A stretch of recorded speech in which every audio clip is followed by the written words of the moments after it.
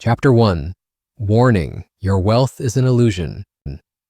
Most Americans live their lives under a comforting yet fragile illusion. We believe that the money in our bank accounts belongs to us. We believe that our 401ks are our property.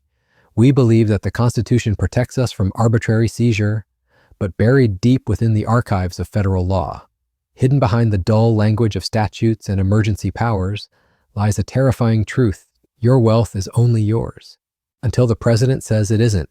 There exists a secret power, a nuclear button for the economy that allows the President of the United States to bypass Congress, ignore the courts, and suspend the financial rights of every citizen in a single afternoon. This is not a conspiracy theory born in the dark corners of the internet. It is constitutional law. It is a power that has been used before, and every flashing red indicator on the global dashboard suggests it is about to be used again. We are barreling toward a specific convergence, a point where debt, geopolitics, and systemic risk intersect to create a perfect storm. This is the year where history, debt, and geopolitics converge. It is the year where the Great Wealth Seizure moves from a theoretical possibility to a terrifying reality. In this story, we are going to expose the 3 forgotten laws that make this seizure legal. We will walk through the historical blueprint of 1933, the last time the government stole the wealth of its people to save itself. We will uncover the bail-in clause hidden in modern banking laws. And finally, we will play out the 7-step scenario of how the next seizure will happen, so you can see the trap before it snaps shut. Chapter 2. The 1933 Blueprint, history's greatest rug pull to understand the future. We have to look at the crime scene of the past. The year was 1933. America was on its knees, battered by the Great Depression, banks were collapsing, and panic was in the air. On March 6th, newly inaugurated President Franklin D. Roosevelt did the unthinkable. He declared a national banking holiday, closing every bank in the country. For 1 week, Americans were locked out of their accounts, but the closure was just the setup for the real heist. On April 5th, Roosevelt issued Executive Order 6102. The order was simple, brutal, and absolute. All persons were required to deliver all gold coin, gold bullion, and gold certificates to the Federal Reserve by May 1st. The government was confiscating the wealth of the people. The terms were non-negotiable. Citizens were paid $20.67 per ounce of gold, the official price at the time. If you refused, the penalty was a $10,000 fine, equivalent to over $200,000 today, or 10 years in federal prison. Fear works. The American people, terrified of being labeled hoarders and enemies of the recovery, lined up at the banks and handed over their life savings. But here is the twist, the part of the story that reveals the government's true intent. 8 months later, after the government had collected the gold and secured it in the vaults, Roosevelt passed the Gold Reserve Act of 1934. With the stroke of a pen, he revalued gold from $20.67 to $35 per ounce. Do the math. The government forced you to sell your gold at $20, and then overnight, they declared that same gold was worth $35. That is a 69% increase in value. The government pocketed that profit. They effectively stole billions of dollars of wealth from the citizenry to recapitalize their own balance sheet. This was the greatest financial rug pull in American history. It established a precedent that stands to this day. In a national emergency, the government creates the price, the government sets the rules, and the government always wins. Chapter 3. The Trinity of Control, 3 laws that allow it. But that was 1933, you might say. That can't happen today. You would be wrong. The legal machinery for wealth seizure hasn't been dismantled. It has been modernized, sharpened, and expanded.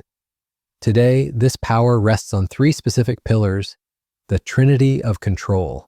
Pillar 1, the Trading with the Enemy Act of 1917. This is the grandfather of emergency powers, specifically Section 5 AB. This section gives the president the authority to investigate, regulate, or prohibit any form of financial transaction. In 1933, Roosevelt used a clever legal trick. He declared that the economic crisis itself was the enemy. The Supreme Court upheld this. This means the government doesn't need to be at war with a foreign nation to seize your assets. It just needs to be at war with economic instability. Pillar 2, the International Emergency Economic Powers Act, or IEEPA, of 1977. This is the modern weapon. IEEPA allows the president to block any transaction and freeze any asset if there is a foreign interest involved. In a globalized world, what doesn't have a foreign interest? Do you own Bitcoin? That's traded on global ledgers. Do you have a mutual fund? It likely holds foreign stocks. Do you have gold that could be sold internationally? IEEPA is a dragnet. It allows the president to declare a national emergency and instantly freeze assets without due process. It is the tool used to freeze the assets of terrorists and drug lords. But the legal language is broad enough to target anyone deemed a threat to economic stability. Pillar 3, the National Emergencies Act of 1976. This act was supposed to restrain the president, but it backfired. It codified over 100 special statutory powers that activate automatically when an emergency is declared. These powers include seizing control of communication infrastructure, restricting travel, and yes, freezing bank accounts. Crucially, a president can declare an emergency without Congress. Congress can theoretically vote to end it, but the president can veto that vote. It requires a supermajority to override. A political impossibility. Once an emergency is declared, the powers are effectively permanent. We are still legally in a state of emergency regarding Iran. Dating back to 1979.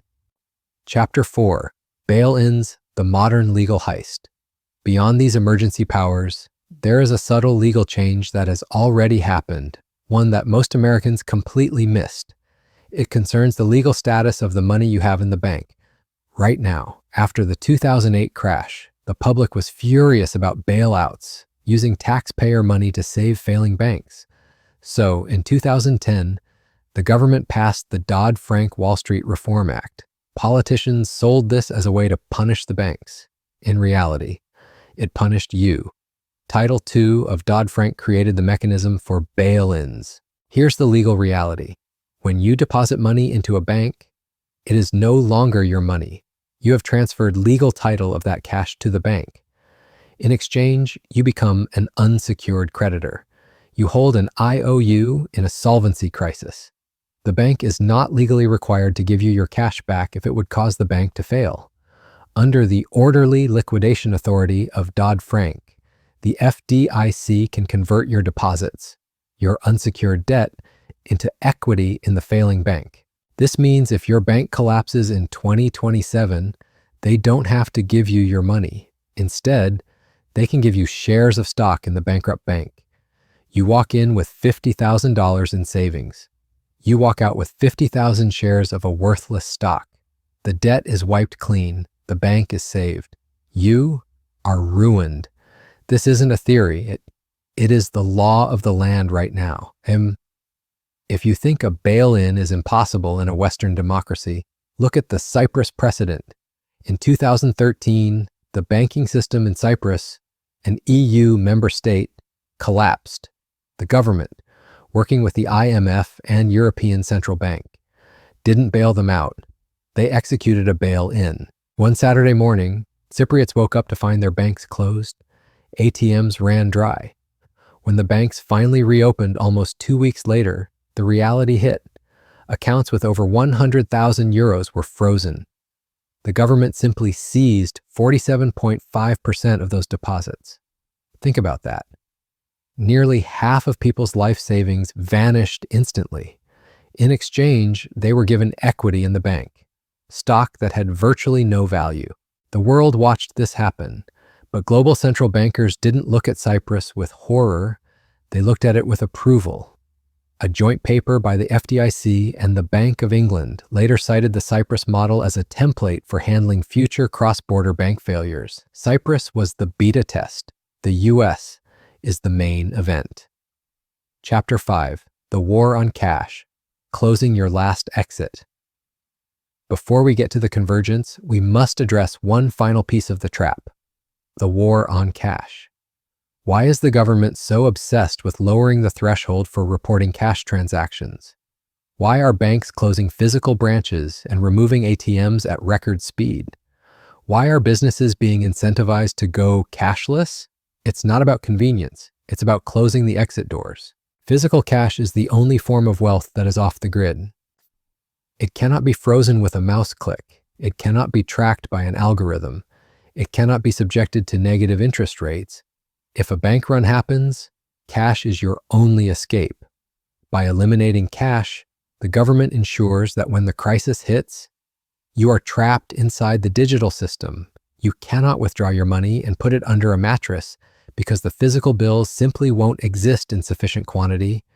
You will be forced to sit there and watch your wealth be bailed in, taxed, or inflated away. Chapter 6. Why 2027? The perfect financial storm. So, why 2027? Why are we marking this date on the calendar? Because we are approaching a mathematical cliff, a convergence of cycles that makes a financial reset inevitable, as they did in 1933 and 2013. 1. The debt singularity. The U.S. national debt is over $36 trillion.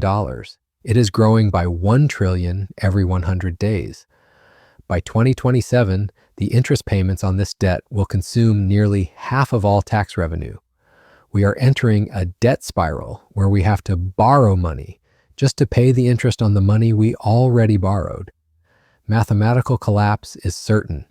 The only way out is a reset, defaulting, which is impossible, or inflating the debt away, the 1933 strategy. 2.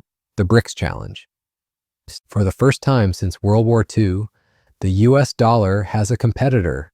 The BRICS nations, Brazil, Russia, India, China, South Africa, are actively building a gold-backed or commodity-backed trading currency.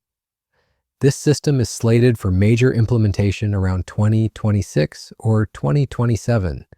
If the world stops needing dollars to buy oil, the dollar collapses at home. The US government will need to lock down domestic capital to prevent it from fleeing to this new system. 3. The 50-year cycle. Monetary history moves in cycles. 1933, FDR confiscates gold. Reset number 1. 1971, Nixon ends the gold standard. Reset number 2. 2027. It will be 56 years since the last reset. We are overdue. The pressure in the system has built up for too long. The tectonic plates are ready to shift. Chapter 7. 7 Steps to Seizure. The 2027 timeline. This is how it happens based on the 1933 blueprint, the Cyprus template, and the powers of the IEPA. Here is the timeline for the Great Wealth Seizure of 2027. Step 1. The trigger. Late 2026. A major U.S. bank, over-leveraged in commercial real estate, collapses. Panic spreads instantly on social media. The stock market plunges 20% in a week. At the same time, foreign nations begin dumping U.S. treasuries to buy into the new BRICS gold system. The dollar starts to free fall. Step 2. The economic Pearl Harbor. The president addresses the nation. The tone is grave. He blames speculators, foreign adversaries, and digital hoarders for the crisis. He declares a national economic emergency. He invokes the IEEPA and the Trading with the Enemy Act. Step 3. The freeze. Just like in 1933, a banking holiday is declared. All banks close for 7 days to stabilize the system. Digital banking apps go dark. You check your balance and you see a spinning wheel or a message. System maintenance, emergency order 2027. Step 4. The digital lock-in. During the holiday, the Treasury issues new regulations. Crypto? All exchanges are ordered to freeze withdrawals. Private wallets are deemed unverified and illegal for commerce. Gold? The sale of investment-grade gold is suspended. Dealers are ordered to report all owners. Capital controls? it becomes illegal to send more than $1,000 abroad without a treasury license. Step 5, the haircut. The banks reopen, but your money isn't the same. To save the system, the government activates the Dodd-Frank bail-in clause. Retirement accounts are nationalized. The government announces that to protect your retirement from the stock market crash, all 401k assets are being converted into Patriot bonds, government bonds that pay 2% interest, while inflation rages at 15%. You haven't lost your money technically. You've just lost your ability to use it. Step 6, the revaluation. To stabilize the dollar, the US announces a return to a partial gold backing, but they need gold to do it. Just like 1933, they offer to buy gold at a set price, or they simply revalue their own reserves. They peg the dollar to gold at $20,000 per ounce. Overnight, the government's balance sheet is healed, the debt is inflated away. But for the average citizen holding dollars, their purchasing power has been cut by 80%. Step 7, the CBDC rollout. As the dust settles, the solution is presented. The central bank digital currency. To prevent this from ever happening again, the government eliminates physical cash completely. The CBDC isn't just money, it's a control grid. This is programmable money. The government can set expiration dates on your funds to force you to spend. They can restrict what you buy. They can freeze your wallet instantly for dissent. The emergency powers become the new, permanent operating system of the economy.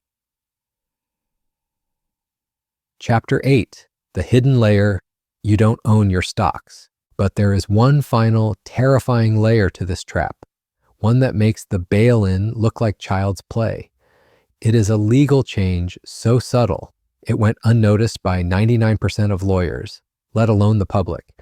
Ask yourself this question. Who owns the stocks in your brokerage account? You'd say, I do. You have the login. You see the shares. You see your name on the statement. But you would be wrong. In 1994, a quiet revision was made to the Uniform Commercial Code, specifically Article 8. This revision changed the legal definition of what you hold. You do not hold property. You hold a security entitlement. This sounds like legal jargon, but the difference is lethal. In the old system, you owned a specific share of Apple or Tesla. In the current system, all those shares are pooled together under the name of a massive entity called Seed and Company. Your broker simply holds a claim against that pool, and you hold a claim against your broker. Why does this matter? Because of super priority. Wall Street banks use these pooled shares, your shares, as collateral for their own massive derivatives bets. If the derivatives market implodes, which it will in 2027, the secured creditors, the big banks holding those derivative contracts, have legal priority over the assets. This means they can legally reach into the pool and seize the underlying stocks to cover the bank's bad bets before you can get a single penny. You aren't just an unsecured creditor. To the big players, you are collateral damage. The law was rewritten to ensure that when the ship goes down, the passengers are thrown overboard to keep the captain afloat. Chapter 9. The Shield Strategy, Building Your Financial Fortress. This video is not a fantasy. It is a derivative of established law and historical fact. The government has done it before. They have the legal framework to do it now, and the mathematical certainty of the debt crisis means they will have to do it again. The question is not if the seizure comes, but who will be the victim. In 1933, the victims were the compliant, the people who trusted the system, who kept their money in the bank, who handed over their gold. The winners were the skeptics, the people who saw the pattern, the people who prepared. So, what is the shield strategy? You must build a fortress that the executive order cannot penetrate.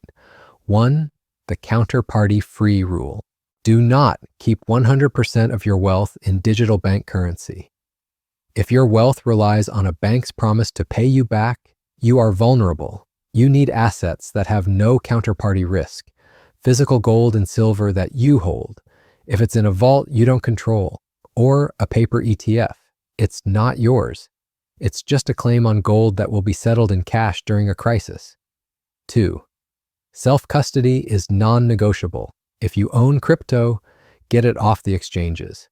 Not your keys, not your coins isn't a catchphrase, it's a survival law. When the IEEPA order hits Coinbase or Binance, they will comply. They will freeze your account. A hardware wallet in your possession is the only digital asset that is truly seizure resistant. 3. Jurisdictional arbitrage. This is the strategy of the ultra-wealthy. Don't just diversify your assets, diversify your political risk. If you have the means, move a portion of your wealth to a jurisdiction outside of the US or EU banking nexus. Places like Singapore or Switzerland that have a history of respecting property rights. It is much harder for a US executive order to seize gold sitting in a private vault in Singapore than in a safety deposit box in New York. 4. The legal veil. Consider holding assets in legal structures like trusts or LLCs, rather than your personal name. While not a perfect shield, it adds a layer of legal complexity that can slow down automated seizure algorithms. 5. The DRS solution. For your stocks, you must exit the security entitlement system. You do this through direct registration or DRS. This pulls your shares out of the brokerage name, seed and company, and puts them onto the company's official ledger in your specific name. It turns a counterparty claim back into private property. And if the broker fails, your shares are not in their pool. They are safely in your name. Chapter 10, Surviving 2027, Your Next Critical Move. The system is rigged to trap you. The debt, the laws, and the digital cage are all converging. We have covered the defense, but defense is only half the battle. To truly survive, you need an offense. You need to know exactly which 3 specific assets are currently invisible to the IEEPA dragnet, and the ghost gold strategy billionaires use to buy them without triggering a single IRS red flag. Everything we talked about today is useless if you buy the wrong gold or store it in the wrong way. Now that you understand the threat, the critical question is, how do you protect yourself? The strategies are not what you might think. And in an upcoming video, we will provide a detailed, actionable playbook on insulating your wealth from a bail-in, a freeze, or a forced conversion. The only way to ensure you see that video is to subscribe and turn on notifications right now. Don't wait until the freeze hits. Don't be the one who saw it coming, but did nothing. Subscribe, get notified, and get prepared, because compliance will be captivity, and preparation will be power.